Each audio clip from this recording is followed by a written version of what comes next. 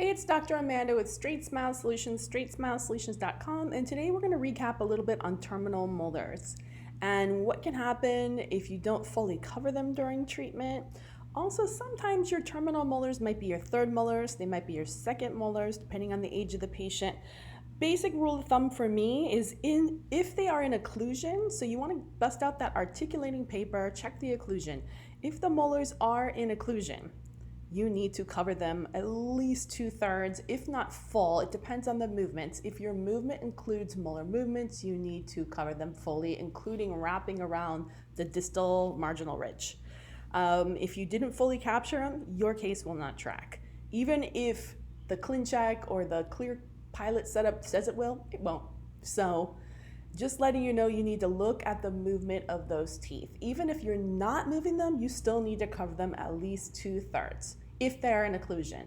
If they are not in occlusion, you're checking with articulating paper, they're high and dry, then better not to cover them. Leave them off, but keep your eye on them, because once you start to cover the rest of the teeth with plastic, it gives them more clearance to erupt freely on their own, and they might get into occlusion in the middle of treatment. So you do need to check periodically every month or two to make sure they don't get into occlusion.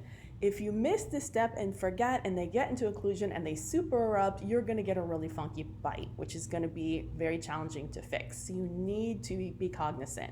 Now, if you've got third molars and they're really not serving a purpose, I would just shuck them out, because they're going to cause so much more trouble with your Invisalign treatment or your aligner treatment than you even know. In addition, if you have an open bite patient, even more of a reason to shuck them out, because it acts like a wedge. Once you remove those teeth, which most of the time erupted third molars, the patients don't care for that well. They get cavities, they have perio issues, they're not necessarily healthy. At some point, they're probably gonna have to come out anyways. So if you already are having an open bite issue or a TMJ issue or a bite shift issue, best thing for you to do is to shuck those molars out before treatment. In addition, if you're doing any type of AP changes, AP stands for anterior posterior, e.g. fixing a class 2 bite or a class 3 bite, you're going to need to move those teeth. So it's going to be a lot harder to have to move 3 sets of molars than 2 sets of molars. If you're trying to do distillation, for example, you have some overjet and you don't want to do IPR, the most predictable way to do this is to do a little bit of distillation on top, scooting that whole arch back. Well, we can't do that if there's third molars because there's no place to put them. So another reason to get those out.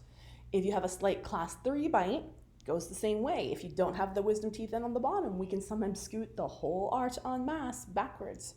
The way I usually do it is moving 1 set of teeth at a time. You can look up my other videos on distillation on how that works. All right, thanks so much. Again, cover your terminal molars completely if you're moving them, and even if you're not moving them, they need to be covered 2/3. That's the words to live by. And remember, the treatment planners or the team at these aligner companies, they really don't care, and they really won't necessarily give you a ClinCheck that is, in my opinion, that is predictable, involving third molars if you do not fully cover them. So go by my tips and things will go well for you. All right, thank you.